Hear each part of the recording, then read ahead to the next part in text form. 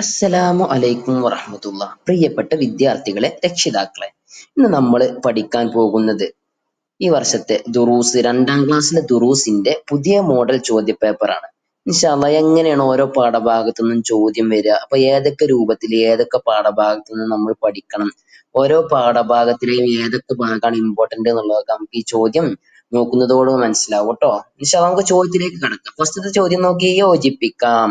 നമുക്ക് വേണ്ടി കഷ്ടപ്പെട്ട് ജോലി ചെയ്യുന്നത് ആരാണ്? ഇപ്പുറത്തെ പെട്ടിക്കോളത്തിൽ നോക്കി അതിന് നേരെ യോജിച്ച് എഴുതി കൊടുക്കാണ് വേണ്ടത്. ആരാണ്? അതിൽ കണ്ടില്ല, അടിയിൽ ഉപ്പയാണ്. സലാം മടക്കേണ്ട വാചകം ഏതാണ്? നമ്മുടെ ഒരാൾ അസ്സലാമു അലൈക്കും എന്ന് പറഞ്ഞാൽ നമ്മൾ എന്താ മടക്കണ്ടേ? വലൈക്കും സലാം. അതുപോലെ സ്വർഗത്തിൽ കടക്കാൻ നാം എന്താവണം? മുഅ്മിനാവണം. നമ്മളൊക്കെ പാഠത്തിൽ പഠിച്ചാണല്ലോ അല്ലേ? ഇന്നമാ ബുഇസ മുഅല്ലിം. വൃത്തി ഈമാനിന്റെ ഭാഗമാണ്. ഒരു രൂപമാണ് ട്ടോ ഇത്. ഇനി അടുത്ത രൂപം നോക്കി, വിട്ടത് ചേർക്കാം. ഡാഷ് തുടങ്ങുമ്പോൾ ബിസ്മില്ലാഹിർ റഹ്മാനിർ റഹീം പറയണം. എന്ത് തുടങ്ങുമ്പോഴാണ്? വായിക്കാൻ തുടങ്ങുമ്പോൾ ബിസ്മില്ലാഹിർ റഹ്മാനിർ റഹീം എന്ന് പറയണം. അടുത്തത് നോക്കി, ഡാഷ് നൽകുമ്പോൾ ബിസ്മില്ലാഹിർ റഹ്മാനിർ റഹീം പറയണം. എന്ത് നൽകുമ്പോഴാണ്? നമ്മുടെ പുസ്തകത്തിന്റെ തദ്രീബാത്തിലുണ്ട്. എന്താണെന്ന് അറിയോ?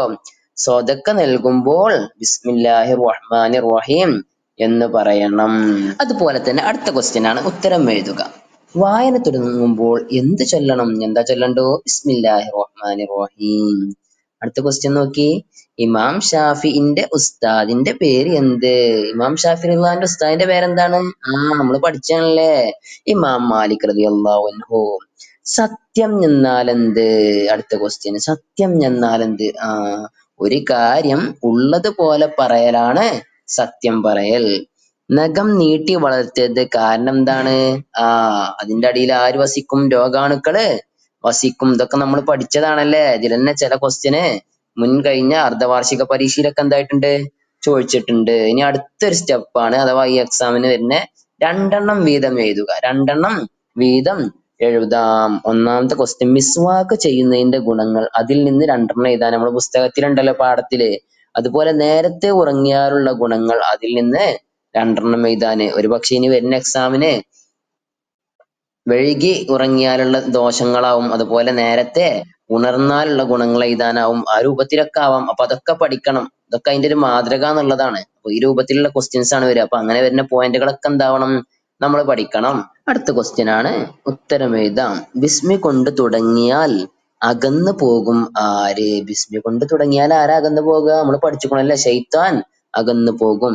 സലാം വ്യാപിപ്പിച്ചാൽ അതുണ്ടാകും എന്നാണ് നബി സല്ലല്ലാഹു അലൈഹി വസല്ലം പഠിപ്പിച്ചത്. എന്ത്? സ്നേഹം ഉണ്ടാകും എന്നല്ലേ?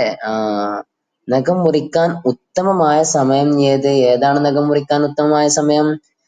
വ്യാഴാഴ്ച ദിവസവും അതുപോലെ വെള്ളിയാഴ്ച രാവിലെയുമാണ് നഖം മുറിക്കാൻ ഉത്തമമായ സമയം. ഇതൊക്കെ നമ്മൾ പഠിച്ചതാണ്. അതിലുള്ള മറ്റു പോയിന്റുകളും പഠിക്കണം കേട്ടോ. അടുത്ത ക്വസ്റ്റ്യൻ നോക്കാം. പൂർത്തിയാക്കാം, അതായത് പൂരിപ്പിക്കാൻ. വിട്ട ഭാഗം പൂരിപ്പിക്കട്ടോ. സത്യം ഡാഷ് നന്മ ഡാഷ് എത്തിക്കുമെന്ന് നബി സല്ലല്ലാഹു അലൈഹി വസല്ലം പറഞ്ഞിരിക്കുന്നു. നമ്മുടെ പാഠത്തിലുണ്ടല്ലോ, എന്താണ്? സത്യം നന്മയിലേക്കും നന്മ സ്വർഗത്തിലേക്കും എത്തിക്കുമെന്ന് നബി സല്ലല്ലാഹു അലൈഹി വസല്ലം തങ്ങൾ പറഞ്ഞിരിക്കുന്നു. അടുത്തത് നോക്കി, കളവ് പറയൽ ഡാഷ് ശീലമാണ്. ആരതാണ്? മുനാഫിഖിന്റെ ശീലമാണ്. മാതാപിതാക്കൾക്ക് വേണ്ടി നാം ദുആ ചെയ്യണം. ഇശാഇന്റെ ശേഷം സംസാരിക്കുന്നത് നബി സല്ലല്ലാഹു അലൈഹി വസല്ലമക്ക് ഇഷ്ടമായിരുന്നില്ല. ഉസ്താദുമാരെ ആദരിക്കുന്നവർ വലിയ വിജയം നേടും. നേരത്തെ ഉറങ്ങിയാൽ നേരത്തെ ഉണരാം. ഇതുപോലെ പുസ്തകത്തിന്റെ പാഠഭാഗങ്ങളിലും അതുപോലെ തന്നെ പുസ്തകത്തിന്റെ പാഠഭാഗത്ത് പോയിന്റ് ആയി കൊടുത്തതൊക്കെ എന്താവുക? പഠിക്കുക. അതൊക്കെയാണ് പൂരിപ്പിക്കാന് ചോദിക്കുക. അടുത്തൊരു ക്വസ്റ്റ്യൻ ആണ്, ശരിയും തെറ്റും അടയാളപ്പെടുത്താം. നഖം മുറിക്കൽ ഉത്തമമായ ദിവസം ഞായറാഴ്ചയാണ്. ശരിയാണോ തെറ്റാണോ? തെറ്റാണ്. എല്ലാ കാര്യങ്ങളുടെയും അവസാനത്തിൽ ബിസ്മി ചൊല്ലണം. ശരിയോ തെറ്റോ? തെറ്റല്ലേ? ആദ്യത്തിലല്ലേ ബിസ്മി അല്ലേണ്ടത്? വലൈക്കും മുസ്സലാം എന്നാണ് സലാം അടക്കുക. എന്താണ്? ശരിയാണ്. നമുക്ക് വേണ്ടി കഷ്ടപ്പെട്ട് ജോലി ചെയ്യുന്നത് ഉപ്പയാണ്. ശരി. അപ്പൊ ഈ രൂപത്തിലൊക്കെയാണ് ഇൻഷാ അള്ളാ മോഡൽ പരീക്ഷയ്ക്ക് ക്വസ്റ്റ്യൻസ് ഉണ്ടാവുക. അതുപോലെ നമ്മുടെ പാഠഭാഗങ്ങളിൽ ഈ ഏതൊക്കെ ഭാഗങ്ങൾ വന്നിട്ടുണ്ടോ ഭാഗങ്ങളൊക്കെ നിർബന്ധമായിട്ടും പഠിക്കുക.